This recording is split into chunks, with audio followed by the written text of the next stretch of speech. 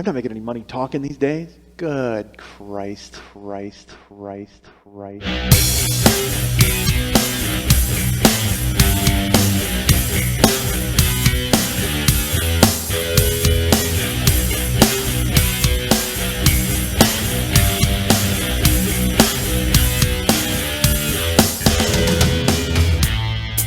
a dick, folks. I'm not gonna lie to you.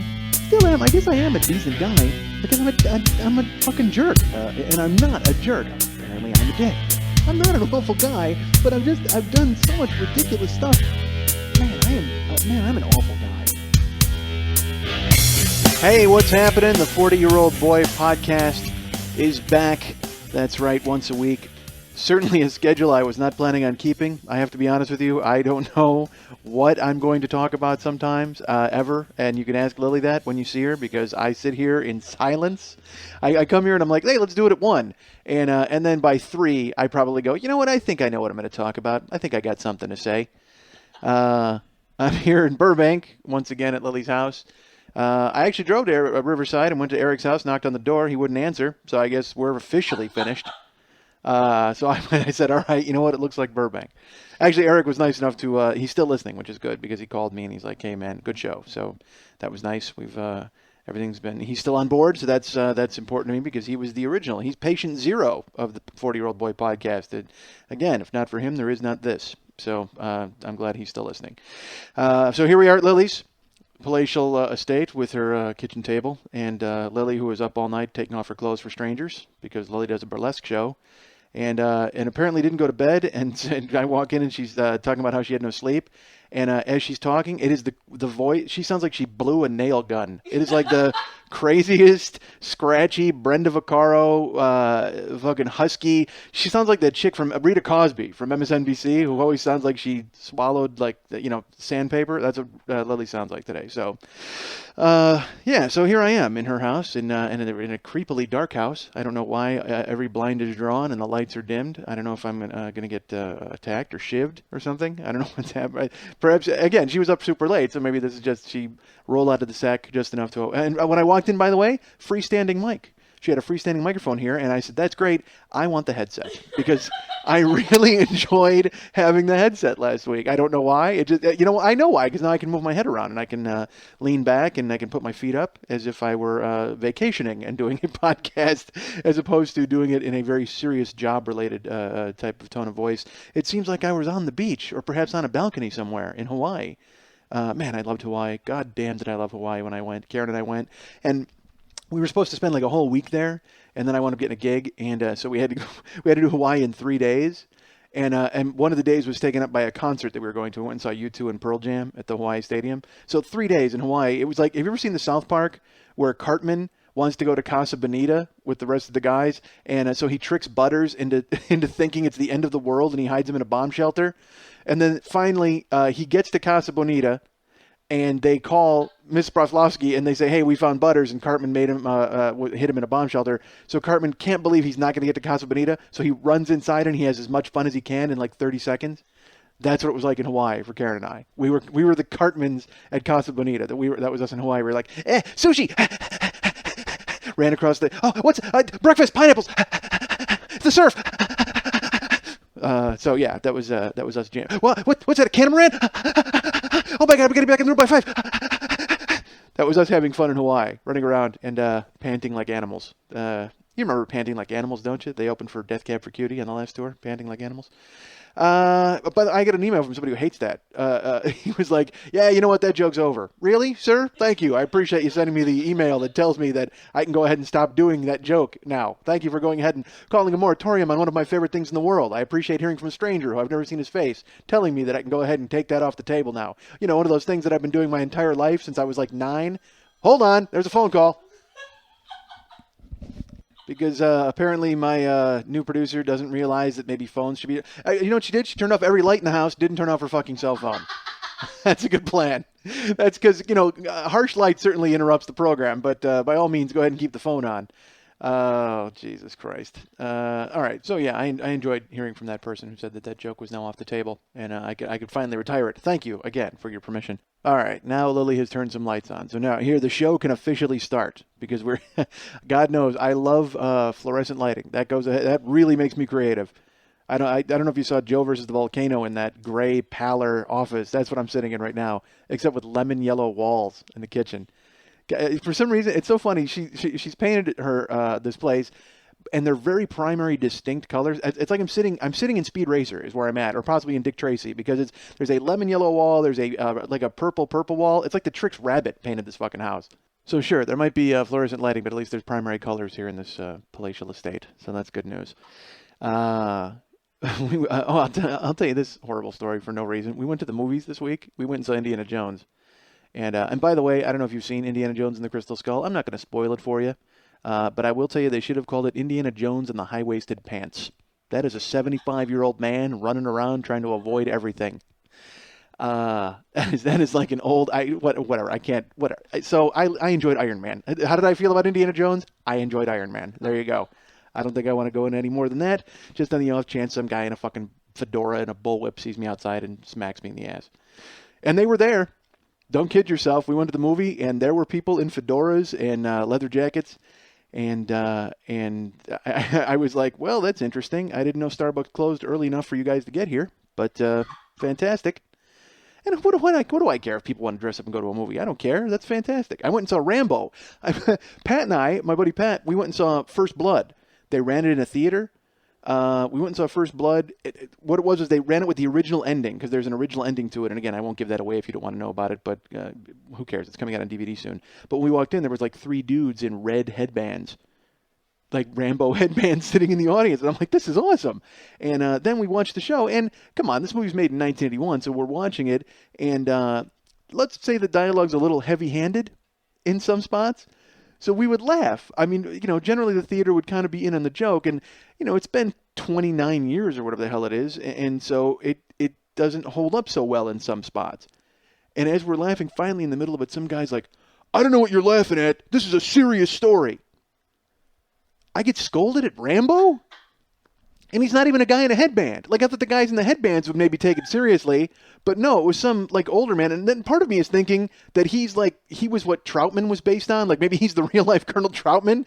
And he's, he read the book and he lived it. And that you can't fuck with people on what they love, man. I mean, you go to movies and people sit there and they shit on it. And it's like, because I've gone to concerts. Like, we went to see Bob Seger. Sometimes you go to see a concert and your irony kicks in. Like, I'm seeing Bob Seger, and he's 71 years old, and he's hopping around, and he's singing, and I'm looking at my friends, and we're kind of talking about it and goofing around, but there's a row of people in front of me who maybe saved their money for 10 years to go and see Bob Seger, and I have to realize that, man. I mean, it's just, so I try my best to be as respectful as possible in those instances, but, but at the same time, when Colonel Troutman goes, Rambo, don't do it, the whole theater is going to fucking crack up because it's Richard Crenna with the worst line reading of all time.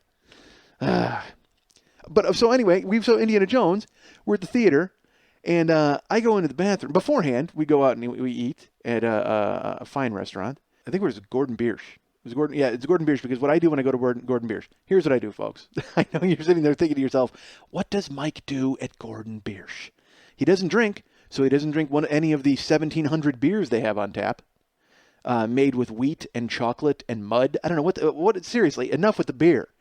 I think beer technology has advanced to the point where we can stop making new beer and just start enjoying the ones we've invented, because there's no way everybody has drank all of the beers that you've possibly made. Some cherry licorice wood beer with a Knickerbocker twist and a smile. Fuck that. Put it away. Nobody cares. Just give them a beer. So we're there, and what I like to do is I order again. I order, because I used to be a really fat guy. I like crazy fat. I'm fat now, but I used to be like scary fat. Like, oh my God, is that a car? Like with a shirt on fat? Like that kind of fat. So now I eat differently. So I order rice and asparagus and mushrooms and onions, and then I mix all that up and I make what I like to call a jamboree. Maybe you don't call it that. Maybe I call it that because I'm a child, but that's what I do. I go, you know what? I'm going to make a jamboree. So I go ahead and I mix up this bowl, and that's what I eat for dinner. And it's Karen and I, and Lily and her husband, and we're ready to go to Indiana Jones. So we go to the show, and I ate the Jamboree. We go to the movie, and I go to use the restroom before the film starts. So I go, and it's a very crowded playing. There's a buzz in the air. Everybody's excited. Like I said, everybody's all dressed up. They all got their fedoras on. And I go into the bathroom, and I go to the urinal, and I'm using the urinal, and the guy next to me uses the urinal. And like I said, I had Jamboree earlier. Jamboree's got rice, it's got mushrooms, onions, and it's got asparagus. Very relevant to the story, because I go use the urinal, and I'm taking a leak. And as you know, asparagus has a certain effect on you, and possibly an effect on what I would call your urine. So I'm relieving myself at the urinal, and as I'm wont to do, I'm not making eye contact with anybody. I'm not sneaking a cock peek. I'm not doing any of that. I'm staring straight ahead. I'm just trying to take care of my business, and then I'm going to go watch Indy fight the Saucer Men. So I'm sitting there. I'm going to the bathroom, and this guy next to me, I actually hear him. He sniffs, he inhales, and he turns and looks at me, and he goes, "Asparagus, huh?" Oh my God. Yes, asparagus, you creepy, creepy motherfucker. Who know? I mean, to notice it is one thing. We all notice it. That's fine. It's overbearing. It's crazy. But to comment on it, I mean, you're at a urinal. You don't want to. I don't want to look at you. I don't want to even know you're next to me. I barely. I'm honestly in my head. I'm humming the theme from the Jeffersons, so I don't have to hear your piss splashing into the goddamn urinal. Yet you're going to not only look at me and try to make eye contact. You're going to comment on my urine like it's a fucking wine. Who are you? Jesus God! I looked at him and just go, yeah. Asparagus, and he's like, thought so. What do you mean thought so? You pondered it? You actually got a whiff of it and went, what could that be? Is that? No, I don't. It's not. Again, this is the kind of guy that they make 1,700 beers for at Gordon Biersch. This is the guy with the palate who can pick it out of the air. But he said, asparagus, huh? Yeah, asparagus, absolutely. And, by the way, I didn't want to talk to you with my dick in my hand, but I appreciate you going ahead and making the most awkward conversation I could possibly imagine in my entire life. I picture that guy, like, he goes to stalls in the bathroom and just kind of crouches there and smells. He's like, salad, huh? Yeah, that'll get that working. What was that? Pork chops? Yeah, that's got to be pork chops, buddy. Oh, my Christ. Stop smelling people. You creepy motherfucker. Oh, Jesus, is that awful. Then we watch the movie, and then it's like, the movie ends, and people are walking out, and it's funny, we're all trying to walk out, but it's very difficult for us to walk and not bump into anyone while you're shaking your heads in disappointment. So we're walking, and I catch the guy, I see him on the way out, and he looks at me and kind of like nods. Like, yeah, 3 hours later, you still, like, I picture him telling his friends, oh man, there was a fella in the bathroom, let me tell you something, that guy had asparagus. Is that news? Is that something to talk to people about? Is that anything you ever want to bring up to somebody in your life? Holy God. I guess I understand him, I don't know. Why am I making excuses for this guy? No, I don't understand him doing it in the bathroom. Like, because part of me, who holds it for 3 hours and then sees me and nods? That's my question overall. It's not like I'm a celebrity and he was just like, oh, there, you know what? There he is. There's Kevin Costner and I smelled his piss. I mean, it's like, it just seems so weird that he would nod at me like we shared a moment. We didn't share a moment. You might have had a moment. I spent half the movie texting for a restraining order. I got to be honest with you. Crazy. But then, all right, because that's weirdness brought on by another guy. But then I had another thing happen where it would have been weird, like brought on by me. All right, so here, what happened? I have a friend, and we went and had lunch, and my friend is like he's a technological wizard. I mean, he knows everything there is to know about technology, and I don't know dick about dick. So I've got my phone, and I bought a Treo. And all I know is I needed a phone that had all my phone numbers in it because I need to lazily push 3 buttons and call somebody. I don't need to remember shit. I don't need to be digging around. I don't need a flip phone. I just need that. But it's got a touch screen. And accidentally, unfortunately, when I'll jam my because I don't carry a holster for a phone because for 2 reasons. 1, I'm not a dick. And 2, I'm too fat. Like I have no, like it's not like I can put anything on my belt except for my stomach. So like literally nothing else would fit there. So this thing has a touch screen, so I'll put it in my pocket, and it'll just call people randomly. Because the touch screen, as you walk, it'll push a button. One time, and this will tell you a lot about me, I called a sushi restaurant 14 times in an hour. I didn't mean to.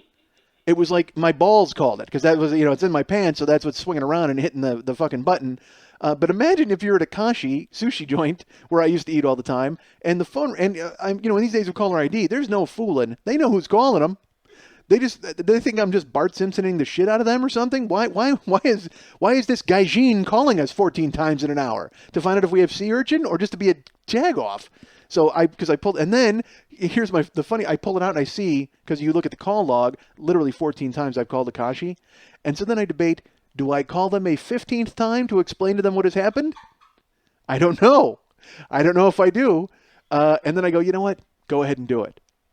So I push the button and I call up Akashi, and it rings like 3 times, and then finally they pick it up, and we know the people there, Min and Chef Jay. I mean, we got to be on like a name basis with them, and Min picks up the phone. She goes, "What you want?" Just furious. And then now the language barrier is a problem because we're all friends at the sushi bar and everybody's nice, but now I'm trying to explain to them that unfortunately my taint has called them 15 times. And she's just, and I'm saying, oh, you know what? I didn't mean to call you. So I should have just left well enough alone. I should not have called the 15. I should have left it at 14 and left it a mystery to them. Why did Mike call 14 times? Rather than call the 15th time and seal the deal. You know what? I'm just an asshole. That's why I called you 15 times. Moron. So this phone is much more trouble than it's worth. And so my buddy gets where, I'm telling him, you know what, it turns itself off, and I don't know how to do this. And he goes, oh, you know what, let me take the phone. He goes, I can figure out, I can do the key guard.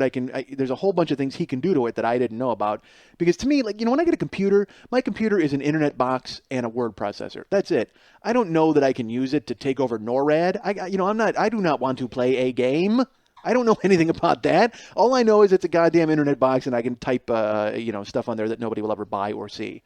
But my phone's the same way. My phone, you know what it is? It's a fucking phone. That's what it is. I don't need to, contact satellites. I don't need to go Google Maps. I don't need to do any of that nonsense until I have the capability to do it, and then I can't stop looking at Google Maps because I think it's hysterical that I'm in the car and I'm going, hey, check out Sweden for no reason. Like, why? Who needs to see Sweden? Nobody. But I do, apparently. Hey, look, it's Wales. All right, so I give my buddy the phone, and we're sitting there, and I'm enjoying a nice blueberry lemonade at this hipster coffee house that I have now had 3 meetings at with people, 3 meetings/lunches, and I want to firebomb this fucking joint. It is just one of those hipster coffee houses where it's like, blueberry lemonade and multigrain nonsense, and, they bring you like a bowl of soup with fucking sprouts and a shark's fin. I don't know, who cares? But people go there, and they just sit there, and all they're doing is looking at one another. That's all they're doing. So we're there, and I give my buddy the phone, and he's pushing a bunch of buttons. And then it dawns on me, all of a sudden, that my wife when she works, sometimes she has to spend a week at a hotel. She'll have to go off-site. It's in order to be closer to her work. They do a thing called the National Sales Meeting, and Karen is a coordinator, so she has to organize a bunch of stuff, and so she has to be close by. It doesn't make any sense for her to commute, so she'll just go ahead and get a hotel where she is. So when she's there, we'll wind up calling each other or texting one another, and sometimes we'll text each other things that we shouldn't maybe be texting one another, and sometimes, and by one time, I mean I send her some pictures of my cock. So now I did this because, it's like she sent me, a picture of her, this is what she sent me, a picture of her mouth. All it was her mouth. And it said, hot mouth for your turbo dick. That's what she sent me. And I'm like, all right, well, you know what? I can see your hot mouth for my turbo dick and raise you my turbo dick. So sure enough, I'm sitting there leaning back, taking a photo of my pal, and I'm I take like several photos so I can browse them and figure out which one looks best. I need to find my cock's best side, folks. I think I'm going to go ahead and tell you that. I need to go. I can't just fire off the first picture I take of my cock. I got to get him ready. I got to put a little rouge on him. I got to go ahead and powder him. I got to make sure that he is ready for his close-up. So I got a handful of crank, and then I go, you know what? Tilt him to the left. That's going to look good. Whatever. So so I take these pictures, and then I settle on one after about, I'd say, an hour and 45 minutes. What if it was? What if I did that? I literally spent 105 minutes looking at my cock, deciding which picture looked best. That would be hysterical. So I erase all the others right away, diligently. And that's a lie. I wind up, I sent her a couple, and then I save the good one. That's for me. Like she's gonna go. Finally, the good one arrived. She's not gonna do that. She's just gonna be like, holy God. So I send her a couple, and then but I have one really good one, and then I send it, and then I kind of forget about it. But I do erase them all. But I'm not gonna lie to you folks. I erased all of them except the good one because I really liked the way it looked. Sometimes you're just proud of it, man. Sometimes you're like, you know what? That looks great. I can't believe that's what's in my pants. Anna, do not. Oh, don't. Lily, just seriously, that would have been a race to the fucking countertop. She looked for my phone. She like kind of looked over, and because all my stuff's over on the counter, it's my watch, my keys, and my phone. And I saw her look. She was just kind of like, and you would have just heard this entire fucking console crash to the ground as we both sprinted over to get the goddamn phone. So there's I save it. I actually save this picture. I'm like, you know what? I can't. Every time I look at it to erase it, I go, I can't erase it. It looks great. What if it never looks that good again? What if my cock never photographs that well again? The lighting was perfect. The shading was absolutely fantastic.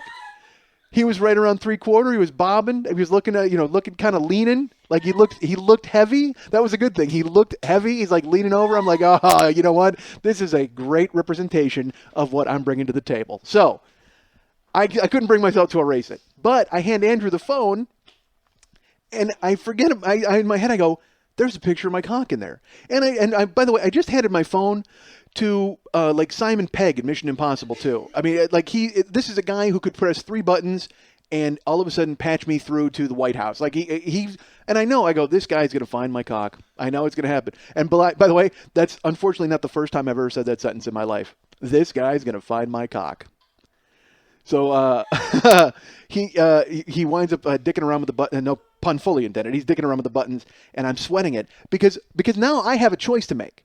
Now it's on me to go. Do I say, you know what, Andrew, give me the phone back because there's a picture of my cock on there that you might. I don't want to come forward with that information. I don't want to tell him that. No one wants to go, hey, you know what? You might just stumble onto the greatest thing you've ever seen in your life. Because part of me is then like, do I tell him? Do I not tell him? Do I wait to see his face when it pops up on the screen? Because I think that would be fantastic. He's just like, oh, you know what? Here's what you're doing. Here's the touch screen. Oh, my God. And he's going to look up at me and he's going to go, asparagus, huh? Absolutely asparagus. Fantastic. So but I can't tell him. But like I said, I'm torn because I want to tell him because I don't want him to stumble onto it. But then part of me wants to see his reaction because I got to be honest with you, it is a great fucking picture of my cock. It is fantastic. If I could make it my wallpaper in polite society, I absolutely would because it looks great. But bottom line is he dicked around. Somehow he didn't find it. He pushed every button. He went to every place you can possibly go on a phone, and he did not find it. So luckily it was buried, and I was thrilled. So, but man, that's a weird thing when you're sitting there because I'm not going to lie to you. It was kind of exciting. It was like I was sweating it, and I'm like, this is going to be terrible. But then part of me is like, this is going to be fucking awesome. In the middle of this crazy hipster coffee house, if he's just like, oh, whoa, wait, hold on a second. Because, part of me wants me to make him think he did it. Like, I don't want to go, well, I don't know what that is. Where did that come from? Like, somehow he conjured it up with his wizardry. Like, because he's such a fucking computer witch, he pushed the right buttons and got a picture of a cock up there. That would have been fantastic. Like, I fooled him into thinking that. So anyway, I sweated it out and he never found it. But I'll be honest with you, I still haven't erased it. I can't bring myself to get rid of it. It looks awesome. All right. So yeah, and it's funny. And periodically, I think I said in another episode when I would be out with Mike Toomey, we would find like the worst thing you could ever find in a porno book and just hand it to the other guy to see his face. I'll be out with Karen and I'll just get it on my phone and hand it to her. We were in the sushi joint the other day. Bing, there you go. Remember that? That's what you got waiting for you. And by the way, my wife should just patent the eye roll at this point because it's her go-to move. She just, Christ. Okay. Yeah, thanks for showing this to me. Although she's on board. I mean, she started it with hot mouth for your turbo dick. That's all her fault. Because I wouldn't know how to text. I don't know a thing. I don't know anything about it. But believe me, the second she sent me that picture, I'm like, I got to figure out how to top this. Good God, I got to do something. So that's her fault. Basically, it's her fault that I still have a picture of my cock on my phone and I can't erase it. And also, part of me, then when you think about it, I've sent her pictures over the thing. There's got to be some guy at Sprint headquarters who's going, "Oh, great, another cock just flew by," because everybody in the world is doing it. That's all anybody does. They just say that technology. The first thing everybody thinks about when they get a camera, they're like, you know what? We got to go ahead and film my cock. That's exactly what we have to do. Honey, wouldn't it be great if you blew me and I filmed it? I'm just spitballing here, hon. That's the first thing everybody thinks about. And it's because and I'll tell you, I mentioned South Park earlier, and I called my brother Glenn to talk about it. And I was talking to him, and my brother Glenn is, he's the middle guy out of five, and he lives in South Dakota with his wife and his kids. He's got 3 kids. They're beautiful kids. We went to South Dakota and hung out with them last year. But I called Glenn. We were talking about South Park, and he goes, "Oh man, I can't watch that show. It's not funny." And I said, "What do you mean it's not funny? It's hysterical. I'm telling you, I'm watching it." And I'll tell you about Glenn. Glenn, like I said, he was the middle kid, but he was weirder. Not weirder. He was different from my brother and I. My older brother and I loved sports, like crazy, loved sports. Glenn liked science. Glenn liked, like to this day, like you think I'm the 40-year-old boy. Glenn is the soon-to-be 40-year-old boy, but with children and responsibilities and taking care of them. I mean, I made sure I didn't have kids because, like I said, I can barely fucking take care of myself at this point. But he went ahead and he's got a wife and kids and a life and a lawn and all that horse shit that he's got to take care of. I got no interest in that. When we went out there, it's like he's got to. So it's great because Glenn has 2 houses. He's got his front house, which is where, and by the way, he lives in South Dakota. Literally, when you drive into town, the wind whistles the Andy Griffith theme song. It is the smallest town. I think there's one stop sign, and it actually might have a question mark on it. I mean, it's because it's just stop. Like even the town isn't sure it wants you to stop there. That's how fucking weird it is. So, Glen, it's that type of town where it's like there's 10 houses, and then the biggest church you've ever seen in the world is right in the center of town. And Glenn lives across the street from it. We were there on the weekend, and on the Sunday, of course, there's a potluck supper, lunch, where they get together and they talk about Jesus and have a sandwich. And believe me, I could not avoid that any more as if I had. I honestly wanted to just grab like a Cessna and fly out of there on Sunday morning because it was just, bong, bong. It was like an old story, like the lottery. Like I thought they were going to draw numbers, and because we were the strangers in town, one of us had to be put to death for the corn. Like it was that awful. So, we go there, and but he's got 2 houses. He's got his front house, which is where he and the kid, his wife, live, and they live in all of them, whatever. So then you go in the backyard and you walk down the path. Then you got the second house, and that's Glenn's house, where he's got a gigantic table set up with soldiers on it, and I don't know the name of the game. Like he plays World of Warcraft too. He has the most amazing computer system you'll ever see, and you can immerse yourself in it. He's like the guy in the Maxell ad where you just sit there and you turn the speakers on, and then songs about demons come out and blow his hair back.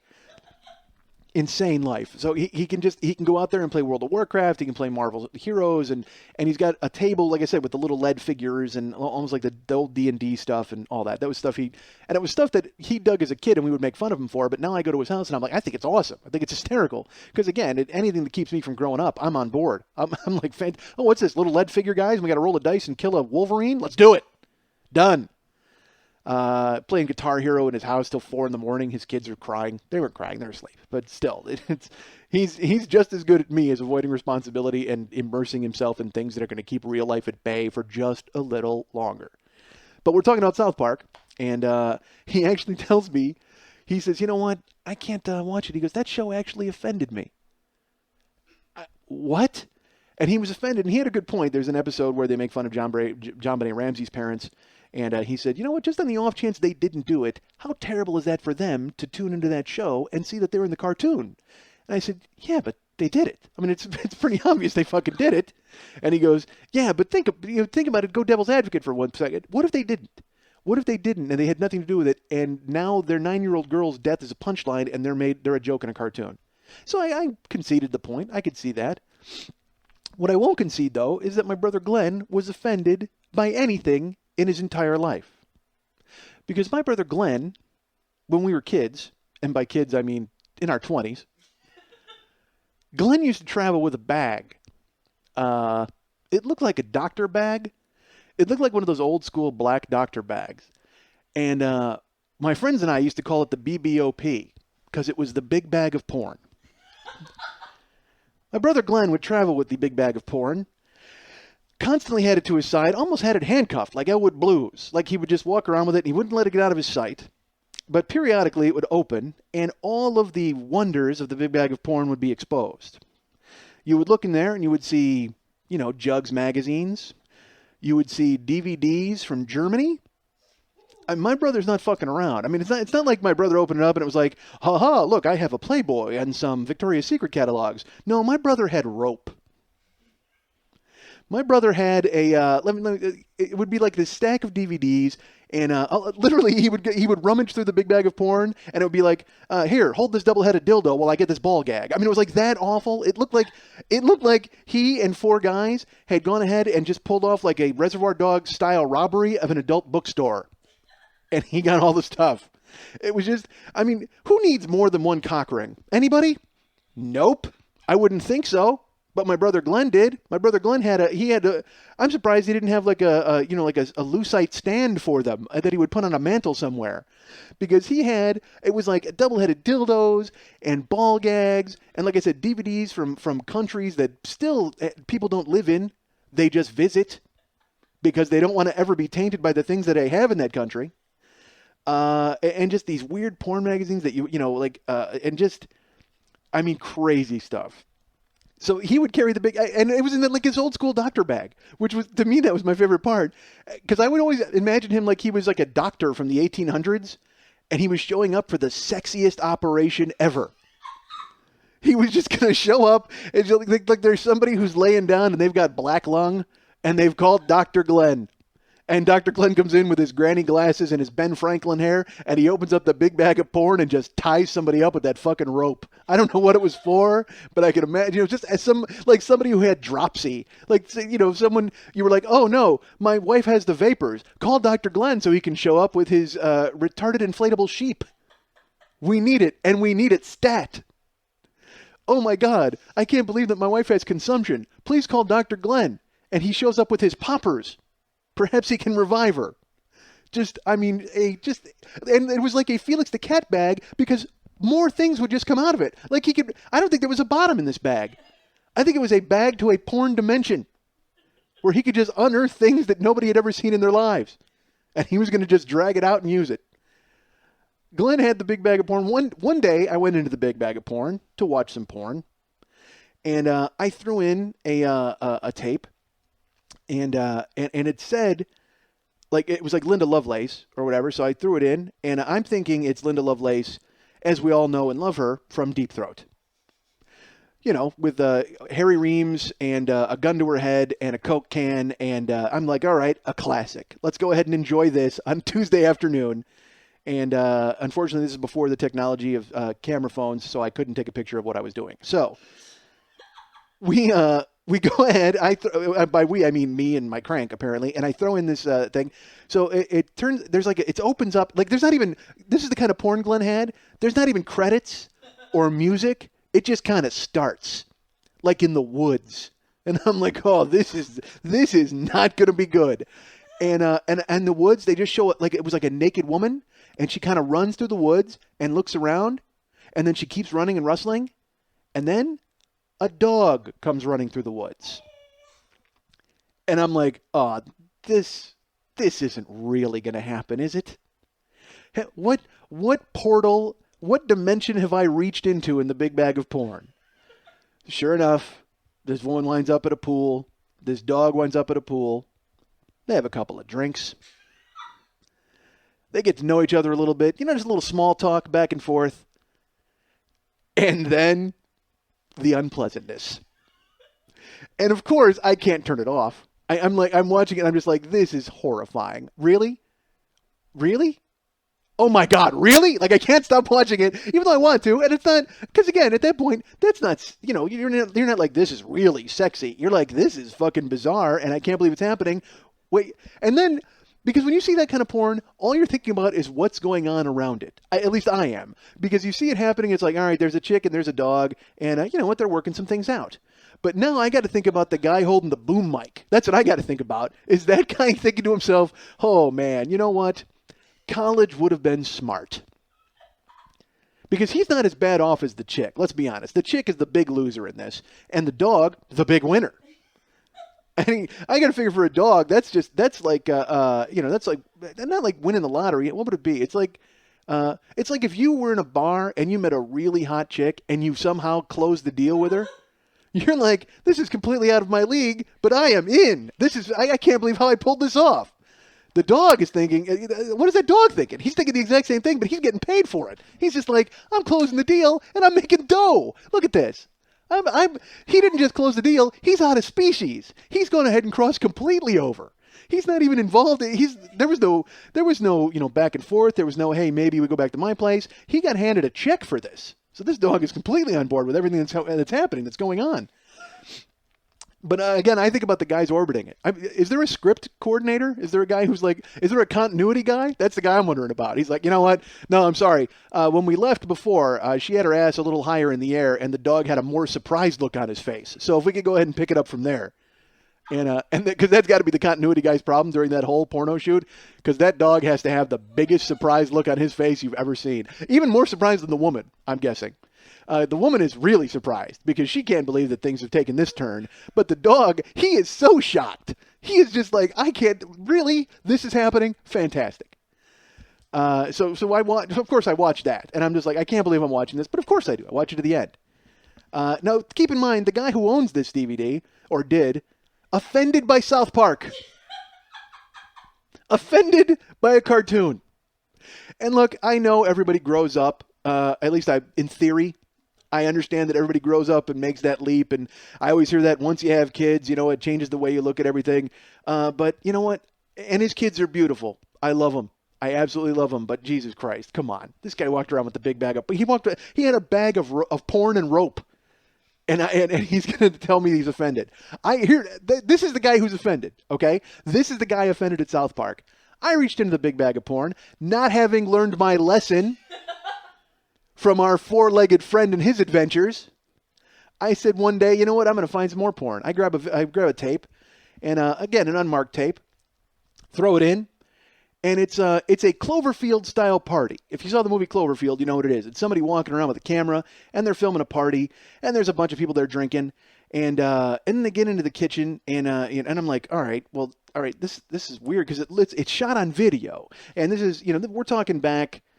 This is the 90s. Yeah, this is in the early 90s. So that was when porn had just started to go to video. So I'm like, well, this is weird because amateur porn was not as prevalent, so you didn't see it a whole lot, so you didn't know what it looked like. All I knew is it looked like a party scene, and I'm like, all right, what's going on?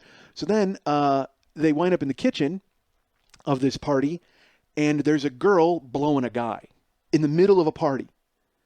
It's like, like I said, and people are just there drinking, and they're just, talking and whatever.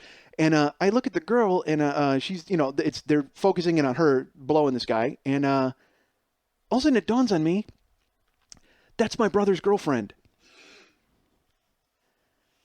And then the camera goes up, that's my brother getting a blowjob at a party. And I will tell you, I didn't watch that tape. I went ahead and took that one out. I watched the dog one to the bitter end. I watched the dog one till the when he shook and rolled over and then took off after his extravaganza. I was not going to watch my brother and his girlfriend go to work at a party. This is the guy offended by South Park. He's got the big bag of porn, including a videotape of him getting worked that I stumbled into. Yeah. Tell me again that cartoon bothered you.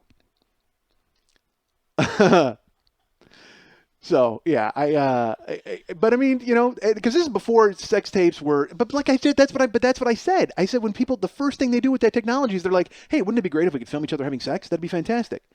I did it. I did it with Karen. When we first moved in together, somehow we got a camera. We borrowed a camera from her friend Vicky, and it was ostensibly to film I forget, nature or the pool. I don't know what the fuck it was. I have no, I can't remember honestly why we had the camera, but I know, first of all, I know why I had the camera. She borrowed it from her friend Vicky for something. And of course, the first thing I thought of is, oh yeah, we're setting that up and we are going to work. So then that night, I'm like, well, you want to do this? And Karen thankfully was on board. Because if she didn't, I was going to have to get the rope out of the big bag of porn and you know, and go ahead and do it myself. But no, she was into it. So we were like, all right, let's do it. So then we Karen and I made a sex tape. And by the way, I will tell you this. I never talked about this kind of stuff I didn't talk about it for the longest time when I was crazy fat. Because I didn't think anybody would ever want to hear these stories from a big fat guy. Because think about it. Is there anything worse than hearing about sex from somebody who's crazy unsexy? Not that I'm sexy now. Not that I'm, anybody that anybody would want to sleep with or anybody would put on a idealistic pedestal of what they would look for in a man. But when I weighed 500 pounds, you definitely didn't want to hear about me talking sex because then I can't. To me, if somebody like a big 500-pound guy is talking about getting laid, the whole thing I think of is the other person is getting raped by a bear. Like it's just the worst feeling. How does that person ever sleep with that person? There was a comic in Chicago. I won't say his name, Paul Kelly, and I worked with him. Nice man, legendary comic in Chicago, good guy. But he would talk about getting laid, and he had this walrus mustache, and he smoked, and so the mustache was like brown, and he didn't trim the mustache, so it like kind of grew over his mouth. So when he would drink a beer, then droplets of beer would run down his mustache. Not that I stared or anything, because sometimes when you see somebody with that horrifying of a mustache, literally, he looked like some Jesse James out of the Old West guy, like this crazy bushy. It looked like a Pekingese went to sleep on his top lip. I mean, it's just crazy hair. And he would talk on stage about getting laid and having sex, and it would make me queasy. Because I would think, oh my God, that guy went down on somebody with that horrifying push broom on his face. Jesus Christ. I'm sure his wife loves him, and she's involved, and she digs him, but at some point, don't you have to go, hey, Fuller Brush Man, get a fucking razor and chop, because that thing is horrifying. Because it was the kind of beard, it was the mustache that you wouldn't be surprised if at some point a person poked their head out from it. Just kind of like out of the jungle, like Artie Johnson did, and just went very interesting and poked their fucking head out. Because it was this grim, huge fucking, just the biggest mustache. Like the kind of mustache, like you remember the Naked Gun movies when that tall guy, they would say to him, hey, dude, you got something on your mouth? And he'd brush his mouth and a banana would fall down. That's the kind of mustache it was. Like you would picture him reaching in and going, oh, you know what? And pulling out a ham sandwich that he hid up there for later. Just a gigantic, horrifying mustache. It looked like if there were a horror movie where caterpillars were the size of dogs and they were chasing people and killing them, that's what this guy had on his face. Now imagine that guy talking about getting laid, and you know the problem I have. So that's why when I was a fat guy, I said, you know what? Never talk about getting laid, because all you're doing is making people ill. Because everybody's then thinking about, just like a Volkswagen with a dick. Just like a huge fat monster plopping down on top of somebody, and that person just, like an Olympic sport, just trying to get through it, just arduously awful. So I would never talk about it as a fat guy. Now, as a really fat guy. As a fat guy now, fuck it, I'll talk about it. I don't care. But when I was crazy fat, I would never do it because I felt for you people. Because I honestly thought people would just be like, this is disgusting, and I don't want to hear it, and rightfully so. So Karen and I make this sex tape. And and I remember doing it and being even weirder or self-conscious about it, like because inevitably you're doing something and I'm trying to hold the camera while I'm doing something, and I'm also trying to look. That's another thing. That's the mistake people make in the sex tape. Just have sex, goddammit. You don't need to look at the camera. There's no reason for you to look back like, haha, guess what I'm doing. We know what you're doing. You're face deep in it, okay? We know what you're doing. Nobody needs to, there is no need to look back at the camera and wink in your sex tape. Guess what? We understand you're getting laid. We're watching you go to work. No one needs to see you look back with a thumbs up like, haha, can you believe it? Yes, I can. I'm looking right at it. You don't need to go ahead and give me the thumbs up. I see it happening. But inevitably I did. I say that now, knowing full well when I made my sex tape, I looked back like, ha-ha, look at me. This is an e-ticket, right? Because as a comic, even, I'm self-conscious and weird, and I feel like I've got to be funny. Even then, I have to say something hilarious. Retarded. And even the best part of it, looking back, smiling, being entertaining, nobody is going to watch this. If you're lucky. And if they're lucky. There's no reason to put on a show on your sex tape. It's only for you and the person you're making the sex tape with. Unless you're, Glenn, my brother, and you plan on having people stumble along your conquests. But sure enough, man, we're making the tape, and and this is happening. I'm hanging off we have a bed with like a post, and I'm hanging off the post. It's just horrible. Like I made it an action movie that it didn't have to be. So we make the sex tape, and again, Karen and I aren't married at this time. We're just living together. So we make the sex tape, and after a couple, of course, Karen works a regular job, and I'm a comic, so I'm home all day. So all I'm doing is beating off to that tape. I'm not going to lie to you. And jerking off and looking at it and going, hey, that's me.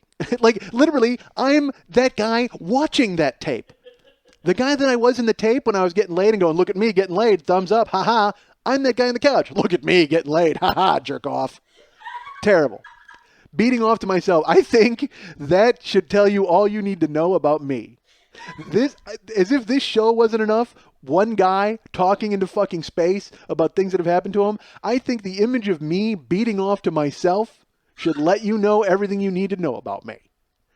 That is a guy who loves him some him. So I'm giving myself a tug job, watching myself get a tug job, and I'm going to work. And I'm proud of myself. God, I could not be more proud of and I'm like, oh, look at that move. Oh, look at that. Terrible. So after a couple days, Karen is just kind of like getting antsy and weird about it. Because again, we're not married. We just live together. So, what's to stop me from taking off with the sex tape, I guess was her thinking. Because it warps your mind. When you do it, you're not thinking about, when you're doing it, you're thinking about having fun and everything's great. But afterwards, you kind of, it dawns on you that like, oh, wait, that tape exists. Like, that's kind of weird. So you start getting paranoid with one another. Like, well, you're okay? Everything's okay? So I was okay. I didn't care. I was watching it and jerking off every day. So one day, finally, after like a week, we have it hidden in a very, very safe spot under a mattress. And I go into the mattress, tape's gone. Now, those of you that have made a sex tape know the weird feeling I was discussing when after it's finished, you're like, wow, what do we do now? Those of you who have lost a sex tape probably know the feeling I describe when I say my stomach hit the ground because I didn't know, you don't know what the fuck's going on. Because, again, I'm nobody, but my sex tape is gone. And that's not exactly something you can call someone and tell them, oh, my God, you're not going to believe this. My sex tape is gone. So I look, now I start to look, I get a little freaked out. So I start looking all over the house because Karen's at work. And I know she wouldn't take the sex tape to work. That's retarded. Why would you do that? So I'm looking under the mattress. I look under the bed. I'm looking all over the place. And finally I give up. And I call her and I go, hey, did you take the tape? And she goes, what tape? And I go, what tape? What are you talking about? Our tape of The Rescuers. I'm wondering if you took that Disney cartoon to work because I really wanted to jerk off to it today. What do you mean, what tape? And she goes, oh, the tape? And I go, yeah. She goes, yeah, I took it. I go, why? She goes, well, I got to admit, it's, and she kind of hems and haws, but basically the gist of it is she's weirded out by it and she's weird that I have it. And I don't know if she's just paranoid that I'm going to take it and do something with it. Because again, we're living together. We lived together pretty quick after we started dating. So I said to her, what are you doing with it? Did you throw it away? She says, no, I'm going to get Vicky to make a copy of it so you and I each have a copy. What? She says, yeah, Vicky's got, because we borrowed the camera from Vicky, Vicky's got 2 VCRs. So Vicky will put it in and make a second tape. So then you have a copy, I have a copy, and I don't have to be like freaked out about you having the only copy at the house. I said, Karen, bear with me for just a second. You do know that when Vicky makes a copy of that tape, she's going to watch it. Karen goes, oh, no, I'll tell her that she shouldn't watch it. I said, oh, yeah, that'll probably work. When you tell Vicky to make a copy of a tape and she says, what's on it? And you say nothing, And she says, oh, okay, well, I'll watch it. No, don't watch it. Just do me a favor and make a copy of it, and don't ever look at what's on the tape. I'm sure Vicky's going to go along with that right away. She goes, well, no, she's my friend. And I mean, if I tell her that, I go, yes, Karen, she's your friend. And that's why the first thing she's going to do is watch that fucking tape. And Karen's just like, well, I don't know what you're talking about. It's just, I just want to make sure. And because she was really freaked out. Because my wife was a virgin when she started dating me. So, she didn't have a lot of experience with sex tapes and nonsense. Not that I did. You know what I mean? Although, I guess, jerking off to your own brother is probably a horrible thing. But I said, I'm like, you know what, hon, do me a favor. And then you got to try to talk her down because now she's getting really weird. And I'm like, look, seriously, just bring the tape home and we'll deal with it when you get home. And she's like, well, no, I mean, if Vicky makes a copy, then you have a copy and I have a copy. I go, Vicky's not going to make a copy. Vicky's going to watch it and sit there slack-jawed. You don't want this happening. Trust me. And because the last thing I need is for Vicky, the next time she sees me, to wink and give me the thumbs up. Literally just like me from the tape. She just looks and goes, hey, yeah, nice job. Bottom line is Karen brought the tape home and we destroyed it. I didn't even wait for her to bring it in the house. I met her at the car and we just pulled it completely out of the reels and destroyed it and threw it away. And then obsessed about somebody getting it out of the trash. Like the two of us are like, what if someone gets out of the trash and puts it together? Yeah, because there's a lot of homeless people that are with splicing equipment that are going to put together your sex tape and then come after you. It makes no sense. But man, it changed everything. It's just this, it's like if you had a winning lottery ticket and you couldn't tell anybody about it. You just get freaked out and it eventually changes everything. So we thankfully destroyed our sex tape. So yeah, so since then we've never made another one as far as you know. And who am I kidding? We made one the other day, like with my phone. So then there's I'm terrible because we'll go to do something and then I immediately, because we just happened to be by my desk when this started, and I grabbed the phone and I start filming and it's kind of dark, so I'm like, hold on a second. I actually run over and grab a lamp. Like all of a sudden I'm fucking Spielberg with a sex tape at my house with my camera phone, which of course is awful. But I literally have to go grab a lamp and then I put a new bulb in it. Like, talk about just ruining every possible shred of mood there could possibly be. But it doesn't matter. I immediately I grab my clapperboard, take two, and I throw my beret on, and I'm like, all right, hon, I'm gonna move the lamp here. Let me hold your hair up. And at that point, my wife just rolls her eyes and she's like, I'm out. You know what I mean? She's like, you know what? Go ahead and run off a batch on your own, thinking about what would have happened, Tarantino. Okay, she's not. She's completely out of the process. And now I'm forced to think about what would have happened. But we have done it where we've filmed it with my cell phone. And I guess my wife knows about the fact that I won't get rid of my other pictures because she insists on taking the phone right from me. And she goes, let's watch it. And we'll watch it. And then she immediately erases it. She makes sure it's completely gone. And I don't blame her. Yeah, that's what we do at my place when we're going to film stuff. So I want to remind you guys to go to MikeSchmidtComedy.com. Go ahead and go to MikeSchmidtComedy.com. Send me any feedback and emails through there. And you can always go to MySpace.com/MikeSchmidtComedy. And you can hear the show there, or maybe you're listening to it there now. If you're at my MySpace page now, look at my picture, and because I'm good looking, right? You know what? I'm gonna the picture of my cock and my phone. That's gonna be my MySpace picture for this coming week. What if I did that? So you can go to MySpace.com/MikeSchmidtComedy. Go to MikeSchmidtComedy.com. And always go ahead. Oh, and also please subscribe through iTunes and leave a review at iTunes because a lot of you guys have done that, and that's been fantastic. Thank you so much for all the good feedback. And if you have bad feedback, leave that too. Who cares? I want to hear it. I want to hear from everybody. And it just just know that I will track you down if you leave bad feedback. You hear me, Gordon 4367. There's no Gordon 4. What if there? By the way, if there is a Gordon 4367, I'm kidding. I have no. I made that up off the top of my head. Please, if Gordon 4367 turns up dead, I don't need Ice-T and Richard Belzer knocking on my door at my house asking me questions. I don't know who he is. I was kidding. So go to MikeSchmidtComedy.com. Go to MySpace.com/MikeSchmidtComedy. Go to ComedyFilmNerds.com. I have not written a new column in a couple of weeks, but there should be a couple of coming in the pipeline. And so always go to ComedyFilmNerds.com and read the other cool stuff there. Alan Havey writes an article. Lord Corrett, very funny comic, writes some stuff there. Jackie Cation. So go and also buy all the cool stuff that they have there, including the movie Hit Clown, featuring your friend Mike Schmidt. as a bookie who wants to bang a chick, and is crazy huge fat Mike Schmidt, all squibbed up. I get shot, and it's fun. So go ahead and check out Hit Clown, and buy all the stuff there from comedyfilmnerds.com. And as far as appearances, I will tell you this Friday, May 30th, I am at the Rooftop Comedy Show. And of course, I'm woefully unprepared because this show is just me talking. I don't have an address and I don't have a location, but I can tell you that it will be on my website. So I will go ahead and put it up at MikeSchmidtComedy.com. It'll be in my communique to announce this show. It'll probably be on my appearances page, which I have not updated. It's funny. I send out an email. I do a new communique. I do a MySpace blog, and I post on a message board to let people know that this show is up. And then I have not updated my appearances page in like 3 months.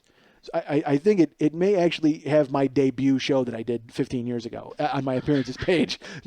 Literally, it might be the first show I ever did in Lake Tahoe. So go ahead and check me out there because I was great talking about the Flintstones and stealing material from a comic named David Wood. That was my first appearance ever in high school. When I did a high school talent show, I used some of my own jokes and some I stole from a comic named David Wood, who someone wrote me and said is still working, because I guess I told the story somewhere else. Why did I tell it again? Who knows? Because I'm retarded. So I'll be at the Rooftop Comedy Show on May 30th. That's a Friday night, and it's also with the very funny Chip Pope is going to be there, and a lot of Andrew Donnelly, some very, very extremely funny. Natasha Leggero, I think, is going to be there. Some extremely funny people, and I'm lucky to be involved. So thanks to the guys who are having me there at Rooftop Comedy. And again, comedyfilmnerds.com, MikeSchmidtComedy.com, MySpace.com/MikeSchmidtComedy. Go ahead and check out all of these places. And there you go. Thanks. And also, by the way, if you go ahead and take pictures of your cock, don't send them to me. I know you're thinking to yourself that you want to go ahead and, hey, Mike, guess what? I did this too, and I'm on board with you. And here, take a look at what I got. Because first of all, I'm not interested. I have no interest in seeing what you've got, what you're packing, because that's great, and I'm sure you enjoy it, and the people you're with enjoy it. But don't go ahead and send it to me, because I'm not going to like it in the least. And second of all, no matter how good your picture looks, it is not going to look as good as the picture of my cock. Seriously, I cannot. If I could frame it, you know what I want to do? I want to go ahead and put it on the computer and Photoshop a little hat on it, because it looks great. Like, it looks good enough to be a person. That's how good it looks. I want to go ahead and put a little coat on it, a little mustache, make like a little Inspector Coxo. Like, I want to have him he's just there hanging out, and he's tilted to the left. He looks kind of gangster, but he also looks like he's going to solve a mystery. Like, my cock is going to go ahead and figure out exactly what to do and find clues and trace its steps, and it looks really good. So don't send me your pictures. I couldn't be less interested in your pictures, because I got my picture and that's all I need. Now, lady, you want to send me a picture that you've taken of yourself, by all means go ahead and shoot it along, because I am going to be very interested to see what you guys have done. You know what? It's going to be like a little contest. Go ahead and say it's like a little crazy hunt.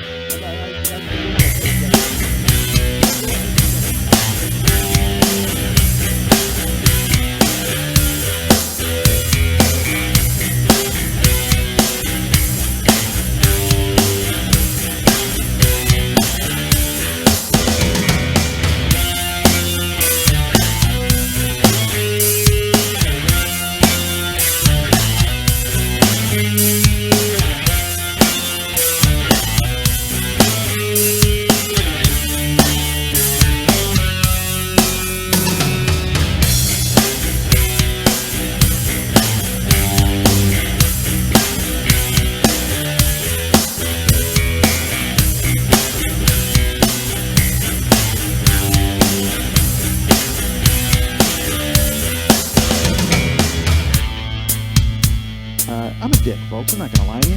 I'm a decent guy, because I am a jerk. And I'm not a jerk. Man, I'm an awful guy. I'm not an awful guy. I am not a good guy. But I don't think I'm a bad person overall. So, and go ahead and by all means judge that. I'm kind of a jagoff. I got no future. What am I talking about? But I am a jagoff. And I'm not a jerk. I'm a nice guy. It's just, I guess I have jerky tendencies.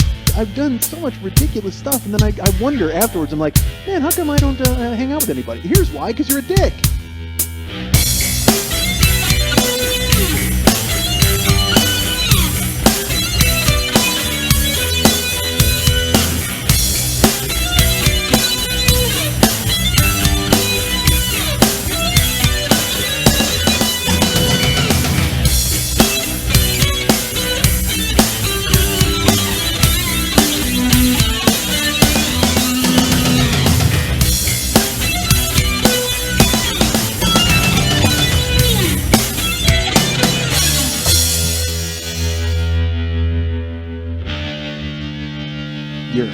finished. You're finished. You're finished. You're finished. You're finished. You're finished. You're finished. You're finished. You're finished. You're finished.